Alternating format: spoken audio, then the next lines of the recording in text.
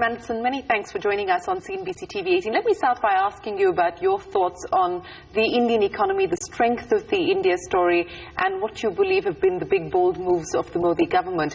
Demonetization is being seen as a transformational move by the government. How do you assess the story today? Well, demonetization certainly took everyone by surprise. It was a very bold stroke, and how it managed to remain secret, heaven knows, that must be a first in government. But I think it's the sort of bold stroke that draws admiration from the rest of the world.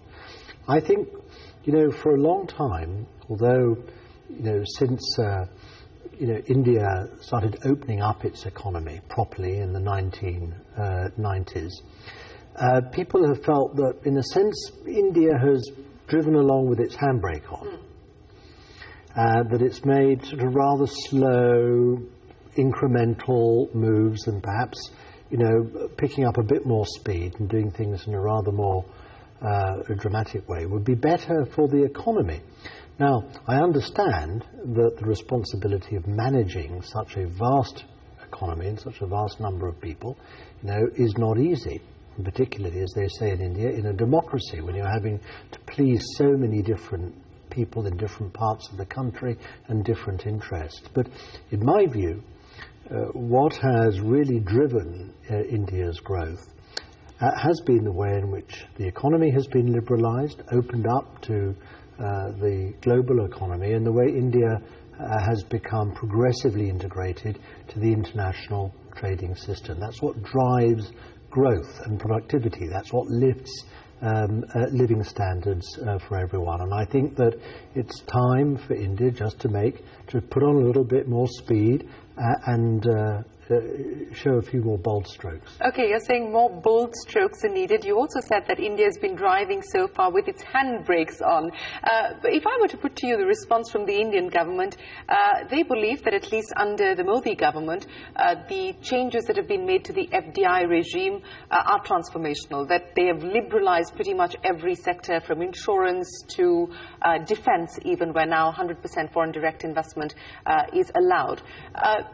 Do you believe that as the world becomes more protectionist, we are going to see perhaps a sort of, India not being able to really negotiate on its own terms with the EU, with the UK, as we move towards negotiating foreign trade agreements? Well, I don't think the world is going to do itself any favours by becoming more protectionist.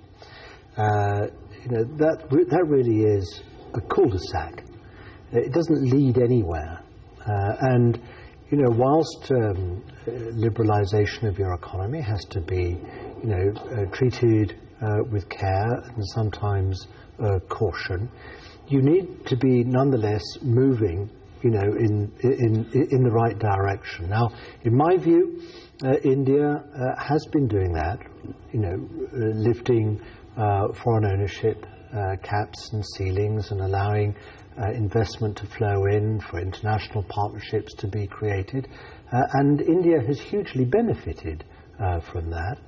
I think, though, that in some of the service areas, areas of law, indeed of finance, maritime services, and professional and business services, I think India would benefit from opening up rather more progressively than it is at the moment. It's a matter of judgment, I accept.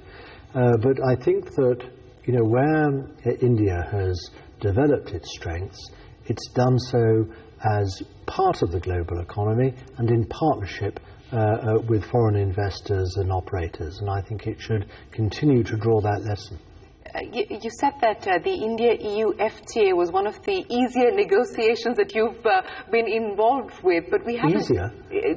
That's what you said in the morning, in comparison to some of the other... No, I'm sorry, No? I didn't say that. No? What I said was that bringing the EU member states together, somebody said to me, isn't it impossible when you're an European Union Trade Commissioner, herding all those different member states?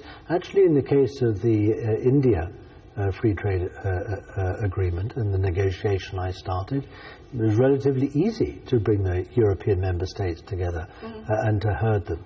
The problems began when I started negotiating with India, not when I was bringing together my own the Europeans. Okay, so do you feel optimistic at all about the India-EU FTA? I mean, it's been 9 years. There has been no forward movement so far. The EU believes that India is not enthusiastic about the negotiations. What's your own sense? My sense is that the consensus of opinion inside the Indian government and administration and the bureaucracy is that they don't really feel that they need this agreement with Europe enough. I don't think they're asking for enough. I don't think they're negotiating about enough. And I don't think their level of ambition is high enough. I don't think they want it as much as they should or might, and that's why it's not going anywhere. How would you explain that? Do you think it's because India would like to ink more bilateral arrangements? I'll tell you how I'd explain it. India, in its exports and its presence, its footprint in the rest of the world, including in Europe, comes very much from its services. I mean, the IT boom has driven India's growth and its advance into the global economy. And India is very focused on that, not unreasonably, but within that area, it's focused on essentially the movement of technicians and Indian professionals moving to different countries in what we call services mode 4 agreement in order to support the offer and provision of those services. Now, the problem with that demand, that ask in this negotiation, is that it can be met so far in some way, but beyond a certain point runs into the resistance of other countries to allow free migration, free movement of people in and out of their countries. And that's the problem.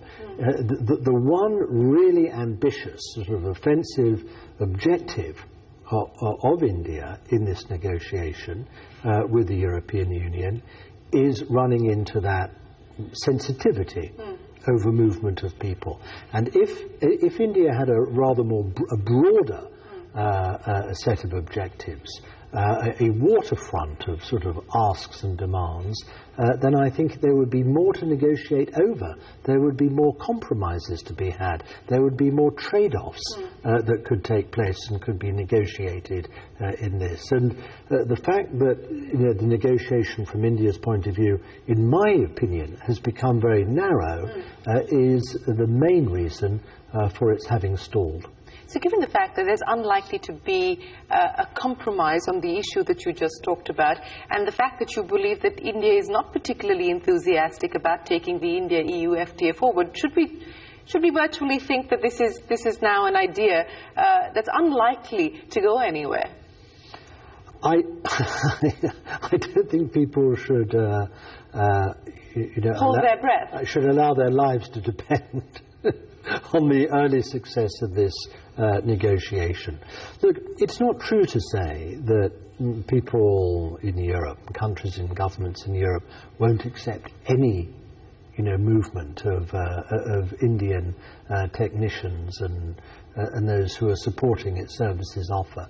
Look, heaven knows the European Union has actually doubled the number of people it says that it is prepared to accept under this, in this mode 4 category.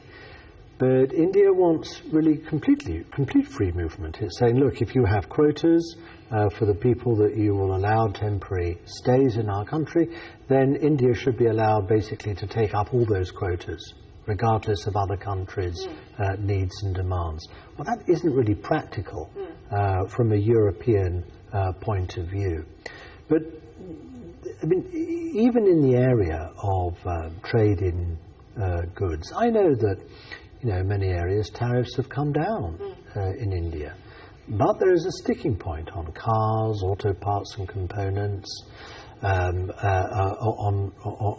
whiskey and wine, whatever. Now, there's no point in a negotiation India just stepping out saying, no, don't want to know, won't budge an inch, no compromise here. then that isn't a negotiation, and then simply right? to say, and by the way, you in Europe need to eliminate all your tariffs on all the goods areas where we want to export to your market. There has to be give and take. And my feeling is that if India really wanted this negotiation to work, if it really felt this agreement was necessary and desirable, it would probably show a little bit more flexibility, but also it would be prepared to negotiate at a political ministerial level. When you have bureaucracies negotiating with each other, you're not likely to get very far.